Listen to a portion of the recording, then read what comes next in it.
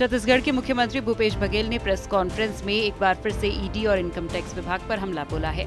CM Bhupesh ने ED पर हमला बोलते हुए कहा कि मैंने पहले ही कहा था, जैसे जैसे चुनाव आएगा ईडी आईटी स्थायी रूप से छत्तीसगढ़ में रहकर नए नए षड्यंत्र करेंगे। वहीं शराब नीति पर बोलते हुए भूपेश बघेल ने कहा कि शराब कॉर्पोरेशन के माध्यम से शराब बिक्री की नीति भाजपा शासनकाल में बनाई गई थी। शराब नीति से 2017 से 18 में आबकारी विभाग को 3900 करोड़ की राशि प्राप्त हुई थी, जो हमारे शासनकाल में बढ़कर 6000 करोड़ रुपए हो गई है। ईडी के माध्यम से राज्य सरकार को बदनाम करने की साजिश की जा रही है। मैं पहले भी बताया था, अब ईडी स्थायी रूप से ईडी आईटी के लोग स्थायी रूप से रहेंगे और जैसे जैसे चुनाव होगा ये लोग नए नए षड्यंत्र करेंगे।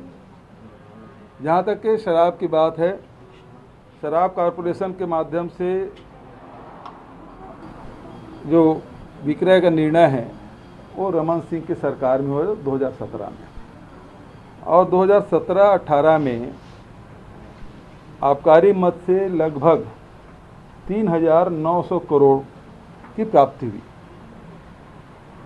जब से नीति बनी, क्योंकि भाजपा शासनकाल में नीति बनी, और तब से 3900 करोड़ रुपया उस समय एक वर्ष में आया था।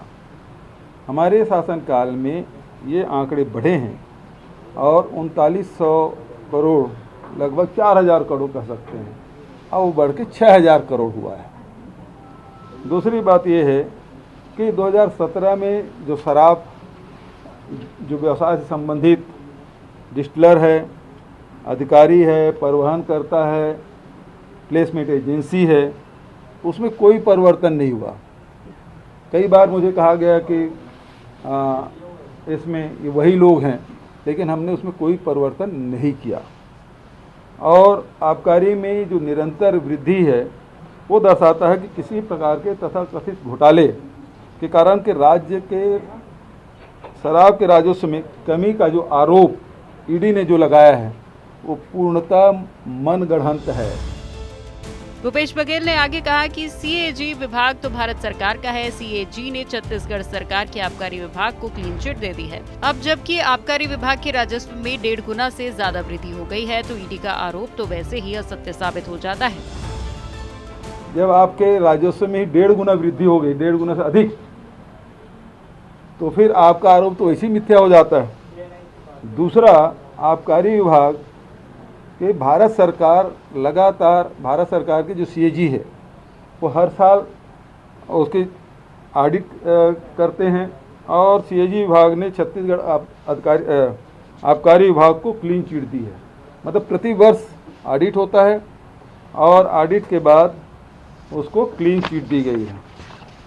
फरवरी 2020 में आपको याद होगा कि आयकर की टीम ने आबकारी विभाग से संबंधित व्यक्तियों के खिलाफ छापेमारी की कार्रवाई की थी, और उस समय भी मीडिया के माध्यम से तो बहुत हल्ला हुआ था कि फलाने के यहाँ नोट गिनने की मशीन गया है, उसके यहाँ कितने 100 करोड़ की संपत्ति पाई गई, लेकिन आईटी डिपार्टमेंट उस समय प्रेस विज्ञप्ति जारी नहीं कर पाई थी, क्योंकि किसी के यहाँ कुछ मिला ही नहीं था। फिर मार्च 2023 में, मतलब 13 महीने बाद, ईडी ने फिर छापा मारा, लेकिन उनको भी शर्मिंदगी का सामना करना पड़ा और उन्होंने कोई प्रेस विज्ञप्ति जारी नहीं किया। उस समय भी हम लोग कहे कि भाई यदि ईडी ने छापा डाला है तो प्रेस विज्ञप्ति तो जारी करे कि किस अधिकारी के यहाँ, किस नेता के यहाँ, किस व्यक्ति के यहाँ कितनी राशि जब्त की गई, चल अचल संपत्ति कितनी जब्त की गई, उसके ब्यौरा तो जारी करें। लेकिन उस समय भी असफल रहे और शर्त मारे ईडी अधिकारियों द्वारा ही प्रेस विज्ञप्ति जारी नहीं किया गया। सीएम भूपेश बघेल ने ईडी पर हमला बोलते हुए आगे कहा कि इनके षड्यंत्रों को हम पहले भी बेनकाब कर चुके हैं। यदि इनको लगता है कि इनकी हरकतों से छत्तीसगढ़ की जनता डर जाएगी तो ये इनकी गलतफहमी है। हम राजस्व में भी वृद्धि कर रहे हैं और जनता की आय में भी। ये सिलसिला रुकेगा नहीं। जैसे यहाँ का अधिकारियों को प्रताड़ित करके जबरदस्ती हस्ताक्षर करा रहे हैं, तो ये भी अधिकारी ही हैं, इनके ये परिवारदार हैं, इनको भी मजबूरी में ये लोग यहाँ हैं।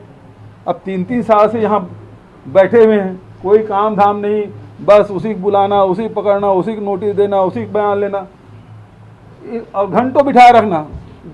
2 सवाल रहेंगे और सुबह से बुलाए रहेंगे 10 बजे 11 बजे से रात को 2 बजे छोड़ रहे हैं। पूछते कितने हैं? 2 सवाल, 5 मिनट का काम है। लेकिन वो परेशान करना कि ईडी कार्यालय में फलाने को बुला लिया गया, तो ये दहशत फैलाने का काम कर रहा है। तो आज मैं इतना ही कहूँगा, ये लोग कितना भी कर ले, लेकिन छत्तीसगढ़ की जनता जान रही है और ऐसे षड्यंत्रों को पहले भी बेनकाब कर चुके हैं हम लोग, और आगे भी हमारी कांग्रेस की सरकार, कांग्रेस पार्टी ऐसे गिदड़ भमकी से डरने वाले नहीं हैं। ये चुनाव को देखते हुए इस प्रकार के आरोप लगाए हैं। नहीं तो बताना चाहिए कि इन्होंने चल अचल संपत्ति कितनी जब्त की। उन्हीं वही लोग हैं जिसको आईटी छापा मारते हैं, वही उन्हीं घरों में फिर ईडी वाले छापा मारते हैं, लेकिन कोई प्रेस नोट जारी नहीं करते कि किसके घर में कितना पैसा मिला। तो ये केवल षड्यंत्र करके बदनाम करने की कोशिश भारतीय जनता पार्टी की। ये आज व्हाट्सएप वगैरह में देखो, सोशल मीडिया में देखो, इतना उनके पास खिल गई है। 40% वो कर्नाटक में चला है ना, उसी तरह में यहाँ भी 40%, अब उसको मालूम भी हो गया 40% है। तो ये रमन सिंह और पूरी टीम भारतीय जनता पार्टी के जो 2 रुपये टिक वाले जो है ना, वो सब लोग लगे हैं। तो इससे न हम लोग डरने वाले हैं, न परेशान होने वाले हैं। हमको छत्तीसगढ़ की जनता ने मैंडेट दिया है, छत्तीसगढ़ की जनता की हम सेवा कर रहे हैं और राजस्व में वृद्धि किए हैं। पिछले सरकारों से लोग कहते हैं कि इतना पैसा कहाँ से आता। किसान को जब लॉकडाउन के समय जब पैसा दिया तब किसानों ने कहा आपके पास इतना पैसा कहाँ से आता, पहले भी सरकारें थी। आज राजीव गांधी किसान न्याय योजना, गोधन न्याय योजना, भूमि श्रमिक न्याय योजना और वृद्धावस्था पेंशन, मितानिनों के, आंगनबाड़ी कार्यकर्ताओं के, नगर सैनिकों के, सबके वेतन में वृद्धि हम लोगों ने की।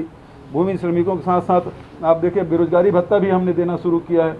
तो डायरेक्ट हम लोग पैसा हितग्राहियों के खाते में डाल रहे हैं। पहले जैसे टिफिन, चप्पल, जूता, मोबाइल नहीं खरीदने कमीशन खाने के लिए। सीएम भूपेश बघेल ने आगे कहा कि ईडी के अधिकारी आपसी बातचीत पे कह रहे हैं कि भाजपा हमारे भरोसे चुनाव लड़ना चाहती है। 3 साल हो गए, क्या जब्त किया, क्या मिला, अब तक नहीं बता पाए। अभी मैं लगातार ये बोलता रहा कि ईडी के अधिकारी ऑफिस में बुला के मारपीट कर रहे हैं, धमका रहे हैं, परिजनों को प्रताड़ित करने की बात हो रही है, उसको फर्जी केस में फंसाने की बात कही जा रही है।